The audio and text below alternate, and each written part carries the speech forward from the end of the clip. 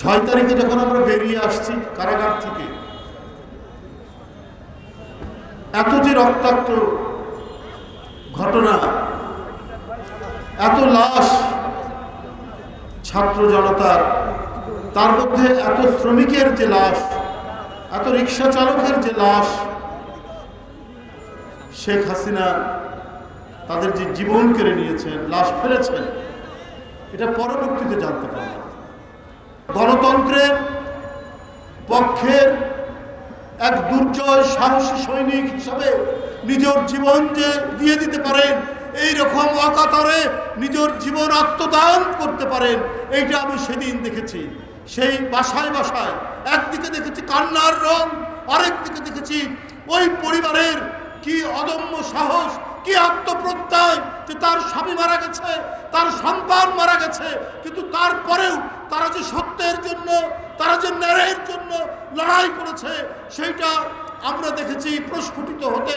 তার মায়ের চেহারা দিয়ে, ওই মৃত, ওই শাহাদাত বরণকারী রিক্সা চালকের স্ত্রীর চেহারায়, তার সন্তানের চেহারায় আমরা সেইটা ফুটে উঠতে দেখেছি।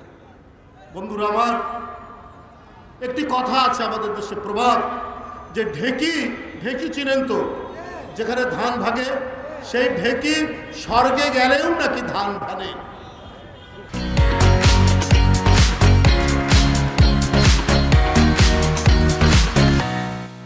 আর এখন দেখি ঢেকি নরকে গেলেও ধান ভাগে। শেখ হাসিনা পালিয়েছেন 5 তারিখে।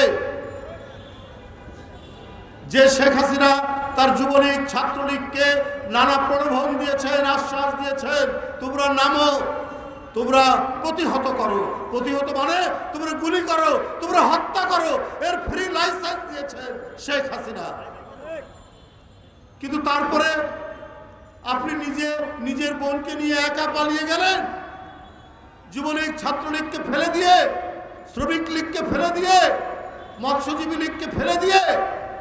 হাই আপনি নেত্রী, নিজের জীবন বাঁচাতে আপনি নিজে পালিয়ে চলে গেলেন, আর যাদেরকে দিয়ে আপনি হত্যা করালেন, জীবন কেড়ে নিলেন গণতান্ত্রিক কর্মীদের, সেই সমস্ত পুলিশ কর্মকর্তা 2-1 জন পালিয়েছে, সবগুলোকে রেখে দিয়ে আপনি পালিয়েছেন। তা আপনি এরপরে যে দেশে আশ্রয় নিয়েছেন, সেই দেশ থেকে মাঝে মাঝে আওয়াজ তোলেন, আমি কাছাকাছি আছি, ভিডিও ভাইরাল হয়।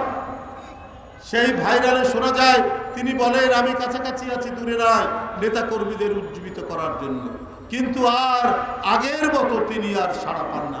2-1টা দুর্বৃত্ত তো আছে, এই দুর্বৃত্তদেরকে তিনি আশকারা দেন, তুমি মারো, প্রতিহত করো, হত্যা করো। ইতিমধ্যে 2-3 জনকে হত্যাও করিয়েছেন এই দুষ্কৃতিকারীদের দ্বারা। আবার মাঝে মাঝে উনি গুজব ছড়ান, মিথ্যা কথা বলার তো অভ্যেস। ওই যে বললাম, ঢেকি স্বর্গে গেলেও ধান ভাঙে, ও নরকে যাওয়ার পরেও ধান ভাঙছে, মিথ্যার ধান ভাঙছে। উনি বললেন, এবং তার লোকেরা বলে বেড়াচ্ছে, নির্বাচিত ডোনাল্ড ট্রাম্প নাকি বলেছে শেখ হাসিনা এখনো প্রধানমন্ত্রী বাংলাদেশে। এই মিথ্যাচার দিয়ে তিনি যেমন 15 বছর মানুষ খুন, গুম, গুপ্ত হত্যা, ক্রসফায়ারে হত্যা মেরেছেন, আর জনগণের সামনে এসে নিজে কান্নাকাটি করেছেন। তিনি ঘাতক, তিনি কসাই, তিনি হত্যাকারী, তিনি নরপিশাচ, কিন্তু জনগণের কাছে এসে অভিনয় করেন, মাঝে মাঝে চোখ দিয়ে পানি ফেলে। ডোনাল্ড ট্রাম্প এই কথা বলেছেন কিনা, এই জন্য একটা আন্তর্জাতিক গণমাধ্যম AFP এটার উপর গবেষণা করেছে, না এই কথা বলেনি।